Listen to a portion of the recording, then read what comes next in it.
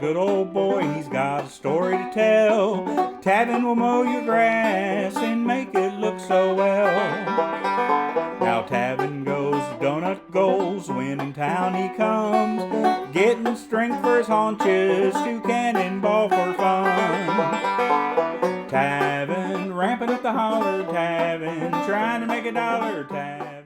Welcome to the Tavin Dillard Podcast, y'all guys. Season 12, Episode 6.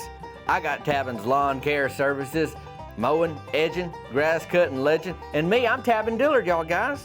Welcome in. A horse goes clippity-clop. I don't know why I said that, just thinking about it. It's true, I don't ride a lot of horses, but that's how that go. I hope your week's going good. I know we off to a little early start in the week. You know, we got 7 days, and we just about 3 days, 2 days in. Well, Sunday's first day of the week, then Monday, Tuesday, day, and this is a Tuesday.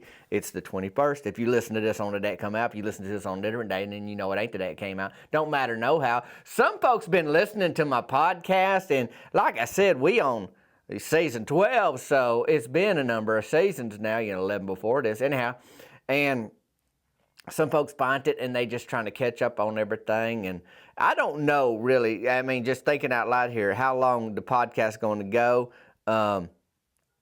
This season 12 goes to the first week in April, then it just turn over into the next season. And, a lot of folks listen to it. I don't know the rules of podcast. Should I take a break in the summertime and come back in the falls? But all I've done since September of 2021 is post an episodes every week since the 21s. And we just passed the 24, so we over 3 years straight weekly. And I don't know, I don't know how long you keep a podcast going for, but I'm enjoying it. I hope you are. Thank y'all for reaching out to me during the week. 501-322-6249 or them business inquiries, folks asking about commercials. You got a business or something you want me to do a commercial for. I've been getting with people around the country on those. I already told you my phone number, but it's better to email on those. tavindillard@gmail.com. All that's in the show notes today. So hopefully you can check that out. And I'll just put a link to the website in the show notes. That way, if you want to know about Tavin's bacon bags or my cruise that's coming up in October's, consider that. That's going to be a hoot.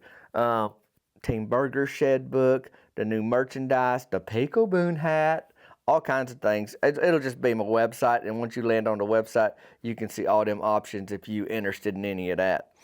Or ignore it all if you ain't interested. That's how it go. Sometimes you're at the grocery store, you see somebody and you know them, and they know you, but you know that today you don't really want to have a conversation with them or make eye contact, or you got your reasons.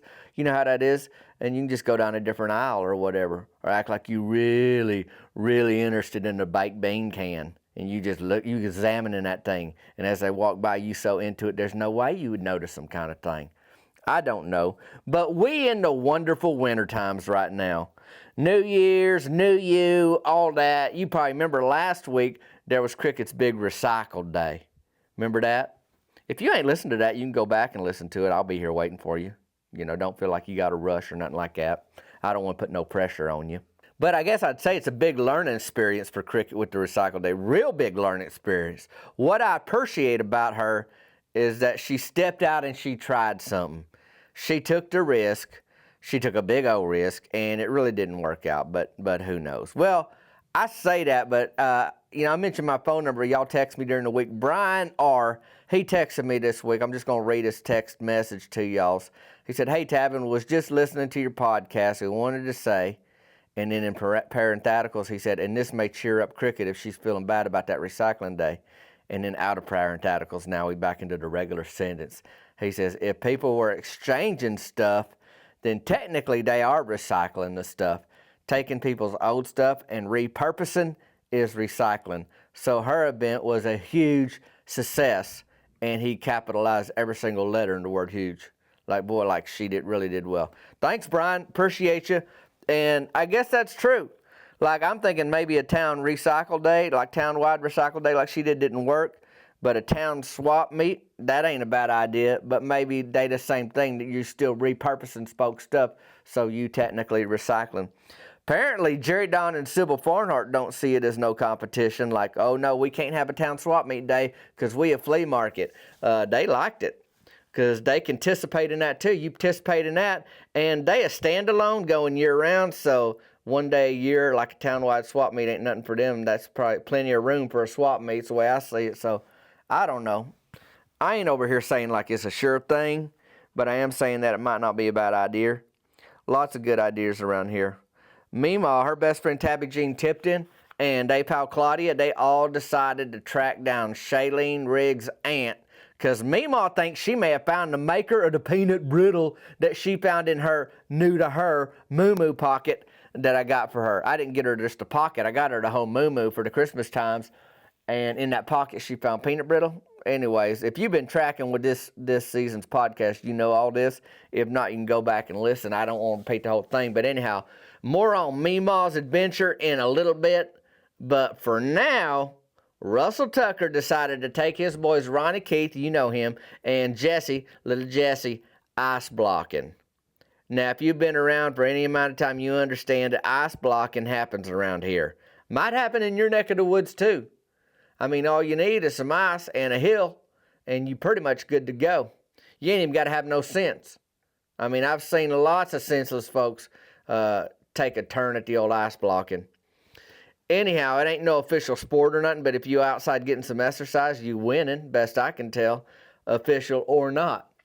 There ain't no specific place to go ice blocking. Like I said, you can find some kind of incline or decline, and you got to have a block of ice, and then you good to go. So there's a pretty decent little hill about 50 yards behind Thunder Punch right now. Now, you know that's the gym in town, the boxing gym that Coach Hicks owns. He was my PE teacher in high school, ran to Long John Silver's in the county next over, had a double cab truck back in the day, and now he got a nicer one now, air conditioned, everything. So you know he was in the money being a PE teacher and a Long John Silver's manager. These days, he's got his own boxing gym, like I say, Thunder Punch, but he's the head lifeguard at the city pool. He leads a water aerobics class, my Memaw's water aerobics class. Also has Mabel Childress in that class, and so that's its own monster, but we don't need to get in that right now because it's off season for that water aerobics, too cold. We ain't got an indoor pool at the city pool. It's outdoor pool at the city pool, and in the winter, that pool is closed.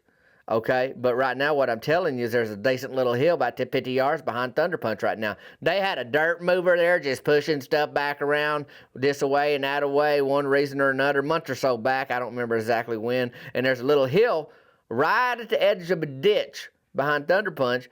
It ain't steep, but it's got enough angle to where you could slide down it. And really, if you ice blocking, it's about to ride, and you could get a little slide in there for 50 feet instead of 20 feet, and then you winning.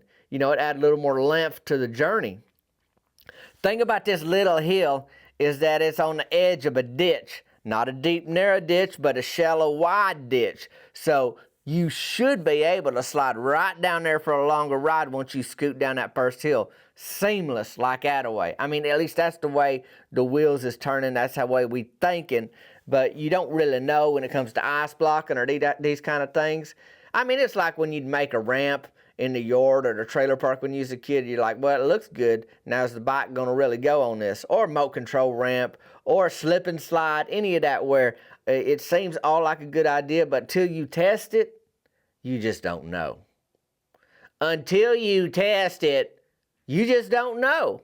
And them's the facts right there. Well, I got word about that ice blocking venture Tuesday come yesterday, so I know this happening, and I can't just ignore that kind of fun. So I'm out there early. Them Tucker boys is bundled up, you know, Ronnie, Keith, and Jesse, Russell's little boys. Russell's got one big old block of ice out there. You ain't never seen them. If you ain't never seen them, I guess I should say. Lots of them are the size of like a cinder block that you'd use as a doorstop or to hold down the roof of your trailer. Not the ice block, but the cinder block, but they that same size. But these ain't cinder blocks, they ice blocks, just about that. So me and Russell and his two boys, we out there behind Thunder Punch. And you know how it is with kids, when the daddy is taking them to do something fun, the daddy's got to go first. You know, let me show you how it's done kind of thing. Here's how you hold on, all that kind of thing. You know, make sure it's safe and all that. And also because he really want to do it. Well, I'm there watching. Me and Ronnie Keith is off to the side by that ditch. Russell and Jesse are at the top of that little hill I told y'all about. Russell tells Jesse he just needs to stand back a little bit. Well, Jesse's excited. You know, who can blame him? We all are. He's pumped that this is really happening. So Russell kindly nudges Jesse back, and then Russell lays basically a shop towel over that big old block of ice. You know, ain't a real big towel, but just something you'd use in the shop.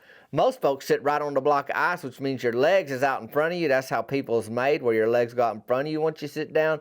But you know about that? Anyhow, like that block of ice is under your haunches, and you sitting with them legs straight out in front of you. Only as things is, you can't just set them feet on the ground. Right then you stopped. And the whole point of ice blocking is to go. I mean, it's to go, go, go. Reason how come is that them heels on the back of your feet, they act like brakes and stop you. And you want to go. Now, Russell is seeing that this is going to be like a abominable workout, like for your stomach muscles, because you got to lift them feet in the air so you can pick up that speed and fly down that hill and into that ditch. So Russell scoots, scoots, scoots, and finally he goes. You know, when you carrying some weight, boy, that ice block is just getting buried into the ground. So you got to move it a little bit on your own till it gets the idea, and then it gets going. Now, not too fast. Like I say, Russell carries some girth, and there ain't no way he's going to lose any weight right here on the spot. So he picks up a little speed, but it ain't the thrill he was hoping for. Ain't the thrill none of us was hoping for, truth be told. And we just watch him, but it didn't look that fun, you know, going as slow as he's going, like molasses. Anyhow, Russell ain't ready to hand this ice block off to them boys yet. Of course not. I mean, he's just getting started. He's trying to come up with a plan because this ain't going to cut it. You know, he tried just the ice block down the hill, and he ain't going very fast. So he gets back to that top of that little hill and decides to tuck them long old legs in and almost hold them like he's doing a cannonball, but he's sitting on top of this block of ice. I ain't never seen a winter cannonball till now, and Russell's on top of some ice out there, and he's doing a pretty good job. He's making that block of ice work, though, buddy. Well, this works a little better, but them kiddos of his ain't going to watch him go down 3 times without them getting a turn. So Jesse, he hops on that thing, and he flies, buddy. I mean, his first trip on this ice block, it was all time. I mean, it's everything that little feller hoped for and hoped it would be. Entertaining to watch, too. I don't know if there's such a thing as a natural ice blocker, but I'd say he is. Jesse Tucker is a natural ice blocker. Well, that little feller's pumped, and Ronnie Keith was ready for a turn. Well, Ronnie Keith, he had an idea that he lays head first, like he going to Pete Rose this ice blocking adventure all the way into the ditch. All the way. And Ronnie Keith might have been onto something here. He shot down that hill and onto the other side. Well, didn't nobody expect any of us to pop onto the other side of that ditch. That wasn't on nobody's radar, y'all. Well, just outside of that little ditch is a metal wheel from an old tractor, and Ronnie Keith hits it. He don't hit it, the ice hits it, and that ice block breaks in half on that little metal wheel. So here we are, everybody's barely started. I ain't even got a turn yet, and the ice block is broke in half. Jesse yells at his brother. Ronnie Keith hollers back at his brother saying he wasn't trying to break nothing, it wasn't his fault. Russell's trying to figure out all that's going on, and I tell him I got all kind of cardboard back at Chancellor Park. I'll be back, and we can all slide down on that. I mean, it's just an easy homemade sled kind of thing. And I don't know about your neck of the woods after Christmas times, but we got some cardboards floating around our trailer park. It's going to be fine. You know, don't worry. You know, there's more than one way to block an ice or sled a hill, whatever you think. So I'm going to be back. So I hustle back over to the trailer park in my 93 Ford Ranger. If you need to know how far Thunder Punch is from Chancellor Park, you can check out my town map shirt. That's probably almost to scale. I don't know. I drawed it. So I get back in the trailer park, and it ain't hard to find cardboard, like I said, especially after the Christmas when, you know, everybody unboxed their stuff. Well, as I pull in, Memaw's about to hop into Tabby Jean Tipton's car to hunt down a peanut brittle recipe when she sees me. And she marches over to me and looks at her wrist where she don't wear a watch, like she's checking the time, and says, "When is that clothesline going to be up? And how close are you to finishing my baby doll display case?" I said, "Memaw, I'm in the middle of an ice block emergency here." And she didn't care, so I told her I'd string that clothesline right now. And then I'd need to drop the prototype for the baby doll display case, since I ain't never in my life have or remotely come close to building a baby doll display case. But if everything goes well, I'll be making peanut brittle tonight. That's what Memaw says. She's hoping everything go well in her day so she can make some peanut brittle tonight. Well, good for you, Memaw. And I waved to Tabby Jean. She's got the radio on. Sounds like she got some recipe radio station on. I mean, they're in full throttle recipe mode today, except for the brief moment when Memaw demanded a clothesline and a baby doll display case. I do know how to tie a knot. You know about that? Like knots? I take the rope I got from the recycling event last week, and I tie it around a branch on the tree behind Memaw's trailer. Seems snug enough. And then I take it over to Memaw's trailer, the other side of that line. That's the only thing in the area where I could tie it off. She got a couple of rusty holes in the siding. So I just thread that right through the hole and have it come out the top under the roof and tie it off there. I make sure it's snug, and now I got to find some cardboard. I grab that, and I'm off to Thunder Punch, to Ice Block, with no ice. So I guess we sledding on cardboard. Well, by the time I get back, Cheryl Grubbs and her family have showed up, and her son Perry Lee's apparently sprained his thumb. He took the broken block of ice and slid down on it anyhow. I mean, I can't fault him. If you're there to ice block and the only block you have is broke in half, you make lemonade out them lemons. And that's what Perry Lee did. So now they just have two similar ice blocks. Well, now Perry Lee's hurt, and Cheryl loses one of the blocks, to ice his thumb. So, broke in half, and one of those big halves is icing Perry Lee's thumb, which means it can't be used for the ice block because it's now like a paramedic or something. And he's sitting right where folks slide, so there ain't no action on the course right now except for Perry Lee's thumb getting iced. Here you go, I holler as I pull up with a couple pieces of cardboard. Ronnie Keith runs over and he snatches it out of my hand. He scurries up to the top of that hill. I holler, Cheryl, I think Ronnie Keith is going to give this a try. Perry Lee better watch out, because he's still camped out icing that thumb in the way. So they hustle out of the way, which I was glad to see, and Ronnie Keith is down. I mean, not down the hill, just laying on a piece of cardboard that is quickly becoming a wet piece of cardboard because it's on the spot where a block of ice has been sitting and sitting. I guess you could say all the ice is compromised. It's starting to splinter, and there ain't a real good piece to even try and sit on now, except Perry Lee's medical ice, which he ain't given up yet. So Ronnie Keith is trying to scoot. He asked his daddy for a push, but it ain't budging. You know what wet cardboard does? You ever done a science experiment with wet cardboard? I'll tell you what it does. Nothing. It don't do nothing. So here we are, and I hate to bring it up, but I'm going to say it. I ain't even got a turn yet, y'all guys. I ain't even got a turn yet ice blocking. Meanwhile, Memaw, Tabby, Jean, and Claudia visit Shailene Riggs' aunt, who runs what they call a gently used child's clothing store. And how in the world do they know how every pile of clothing in that store has been used? I ain't never seen a kid be gentle on their clothes.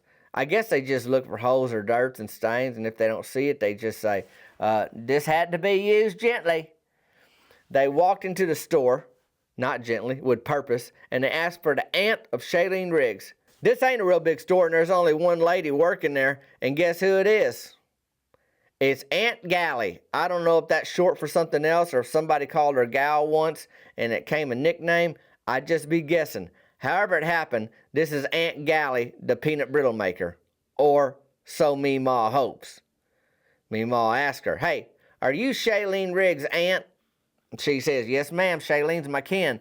And Memaw said, do you recognize this muumuu? And she points to her muumuu, that second-hand muumuu I got her for Christmas time. She's wearing it, and that's the one she found that peanut brittle in the pocket, her gently used muumuu.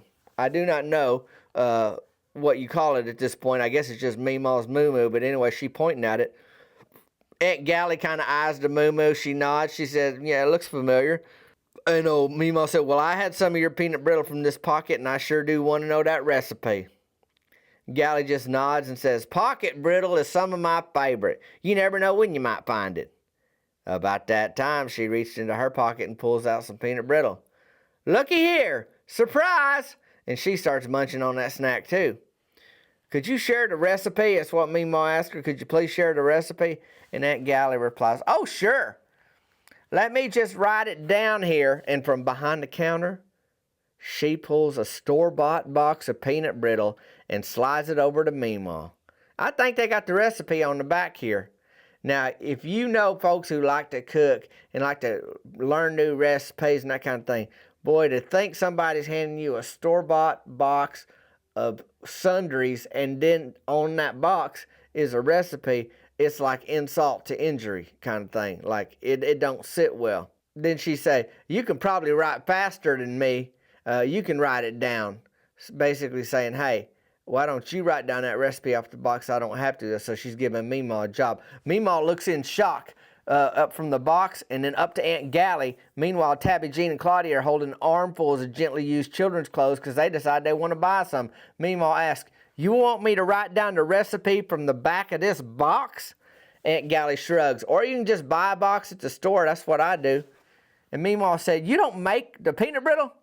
"No, they do a fine job. Now, if I need to bring something homemade," in quotes, "I do take them out of the box and slide them into plastic baggies or bring them in Tupperware on wax paper."